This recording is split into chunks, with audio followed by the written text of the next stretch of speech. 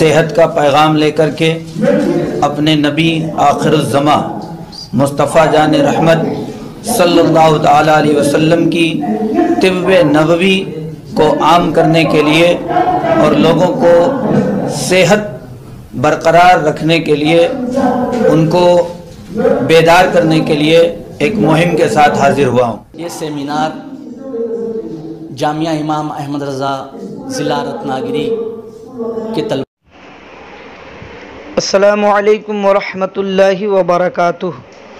امید ہے کہ جملہ احباب تحریک اہل حکمت بخیر و عافیت ہوں گے۔ اللہ تبارک و تعالی ہم سب کو سلامت رکھے اور دین و سنیت کی بے لوث خدمت کرنے کی توفیق عطا فرمائے۔ آج میں بڑی خوشی کے ساتھ اس بات کا اظہار کر رہا ہوں اور ایک خاص پیغام آپ تک پہنچانا چاہتا ہوں کہ الحمدللہ تحریک اہل حکمت نے اپنی ترقی کی منزلوں کو طے کرتے ہوئے 1100 علماء کو اپنے ساتھ وابستہ کر لیا ہے۔ یہ اپنے آپ میں ایک بڑی کامیابی ہے اور 12ویں سیشن کی شروعات بھی ہو چکی ہے، جس میں الحمدللہ کثیر تعداد میں علماء استفادہ کر رہے ہیں۔ آج ہم ایک خاص مقصد کے ساتھ یہ آڈیو آپ تک پہنچا رہے ہیں۔ اللہ رب العزت کی یہ عادت الہیہ رہی ہے اور انبیاء سابقین کا یہ طریقہ تبلیغ ہر زمانے میں رہا کہ جس زمانے میں اہل زمانہ کو جس چیز کی سخت ضرورت رہی، جس میں وہ عاجز آئے اور جو ان کے لیے چیلنج کا سبب بنا رہا، اللہ رب العزت نے جب بھی کسی نبی کو مبعوث فرمایا تو وہ قوتیں، وہ صلاحیتیں اور ایسے معجزات عطا فرمائے کہ جس معجزے کے سامنے اس زمانے کے لوگ گھٹنے ٹیکنے پہ مجبور ہو گئے۔ حضرت موسیٰ علیہ السلام کے زمانے میں جادوگروں کا دور تھا، حضرت عیسیٰ علیہ السلام کے زمانے میں طب یونانی اپنے شباب پر تھی، نبی پاک علیہ السلام کے زمانے میں اہل عرب کو اپنی زبان پر ناز تھا۔ اسی طرح اللہ تبارک و تعالیٰ نے وہ قوتیں اور وہ معجزات انبیاء کو عطا فرمائے۔ آج اگر ہم دین و سنیت کی خدمت کرنا چاہتے ہیں تو کیوں نہ انبیاء کرام کے طریقے پر عمل کرتے ہوئے اپنے زمانے کے حالات کا جائزہ لیں اور پھر وہ طریقے تبلیغ اپنائیں جو زمانے کے اعتبار سے مؤثر ہو سکے۔ تو اگر ہم اس حوالے سے گفتگو کرتے ہیں تو آج پوری دنیا کے سامنے خطرناک بیماریوں نے لوگوں کو گھٹنے ٹیکنے پہ مجبور کر دیا ہے اور صحت و تندرستی کا مسئلہ آج انٹرنیشنل مسئلہ بن چکا ہے۔ ہوتا یہ ہے کہ جو کام کرنے والے لوگ ہوتے ہیں انہیں پلیٹ فارم نہیں مل پاتا، اور اگر پلیٹ فارم تیار بھی ہوتا ہے تو وہ اختلاف و انتشار کا شکار ہو کر کے ختم ہو جاتا ہے۔ مگر الحمدللہ ہمارے پاس پلیٹ فارم بھی ہے، اور وہ پلیٹ فارم ایسا ہے جس پر 1100 علماء متحد ہو کر کے کھڑے ہیں۔ تو آج کی میٹنگ میں یہ بات طے پائی کہ کیوں نہ اس پلیٹ فارم کو، جس کا مقصد ہی دین و سنیت کی تبلیغ و اشاعت ہے، ہم انٹرنیشنل پیمانے پر اس پلیٹ فارم کے ذریعے دین و سنیت کی خدمت کر سکیں۔ اس کے لیے سب سے بہترین طریقہ یہ ہے کہ جب کہ اس زمانے میں بیماریوں نے لوگوں کو پریشان کر رکھا ہے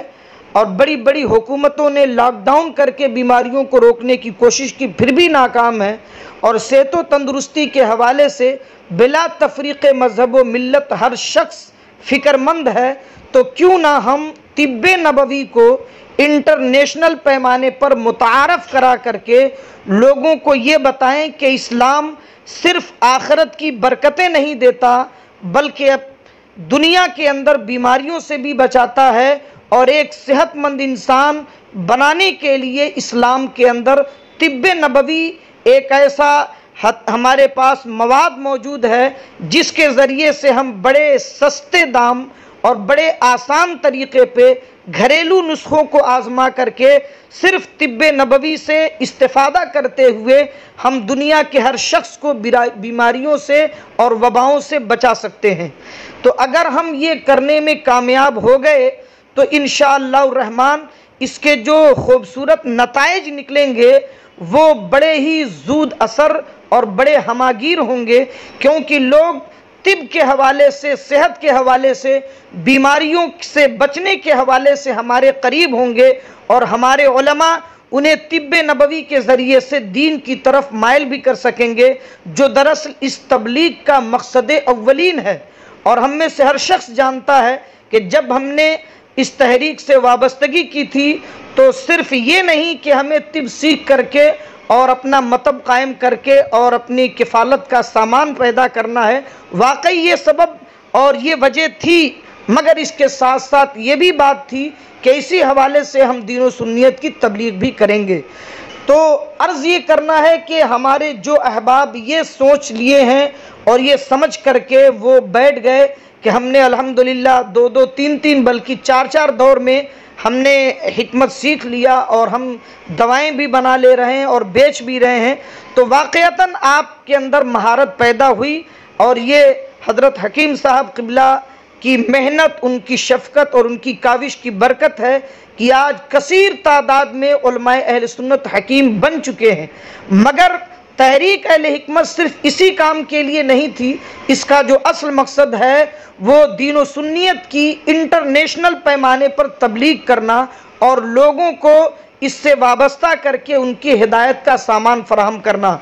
تو الحمدللہ آج کی میٹنگ میں یہ بات طے پائی کہ کیوں نہ ہم اپنے دوسرے پارٹ کی شروعات کریں، اور اب انٹرنیشنل پیمانے پر طب نبوی کو متعارف کرا کر کے علاج معالجے کے ذریعے سے لوگوں کو بیماریوں سے بچانے کا کام اور ان کی صحت و تندرستی کے اسباب پیدا کریں، اور دنیا کو ہم یہ بتا سکیں کہ یہ ساری چیزیں اس لیے ہیں کہ ہمارے نبی جناب محمد الرسول اللہ صلی اللہ تعالی علیہ وسلم نے ساری دنیا کے لیے صحت و تندرستی کا نسخہ عطا فرمایا ہے، تاکہ دنیا کی ہر قوم کو ہم متاثر کر سکیں، ہر خطے کو متاثر کر سکیں، اور یہ وہ طریقہ ہوگا جو انبیاء کرام رضوان اللہ تعالی علیہم اجمعین کا طریقہ ہے، اور جس پر عادت الہیہ کے مطابق تبلیغ کا کام ہر زمانے میں انبیاء کرام نے کیا ہے۔ تو میں سمجھتا ہوں کہ اگر آپ ہماری باتوں کو سمجھ رہے ہیں اور یقیناً سمجھ رہے ہیں، تو اس پرفتن دور میں ہمارے لیے تحریک اہل حکمت ایک زبردست پلیٹ فارم ہے، جس پر ہم اپنی صلاحیتوں کو بروئے کار لاتے ہوئے دین و سنیت کی تبلیغ کر سکتے ہیں، اور ساری دنیا کو یہ بتا سکتے ہیں کہ اسلام کل بھی دنیا کے لیے رحمت تھا، آج بھی رحمت ہے، اور ہمیشہ ساری دنیا کے لیے رحمت بن کر کے آیا ہے، صرف اسے اپنانے کی ضرورت ہے۔ تو یہ ایک معقول انداز میں دین کی تبلیغ کا ایک راستہ ہمارے سامنے ہوگا۔ اللہ تبارک و تعالی ہم سب کو اس کی توفیق عطا فرمائے۔ بس یہ گزارش ہے کہ آپ تمامی احباب اس کام کے لیے اپنے آپ کو تیار کر لیں، اور اس سلسلے میں انشاءاللہ الرحمن آپ کے سامنے تحریک اہل حکمت کے حوالے سے جو باتیں آئیں گی اسے فالو کریں اور اس پر عمل کریں، تاکہ ہم اپنے اس عظیم مقصد پر دنیا کے سامنے دین و سنیت کی تبلیغ کر سکیں۔ اللہ رب العزت خیر کی توفیق عطا فرمائے۔ استغفر اللہ ربی من کل ذنب و اتوب الیہ۔ محمد اختر رضا خان مصباحی مجددی، خادم التدریس والافتاء، دارالعلوم مخدومیہ، رکن جماعت رضا مصطفیٰ ممبئی و رکن تحریک اہل حکمت بریلی شریف۔ السلام علیکم۔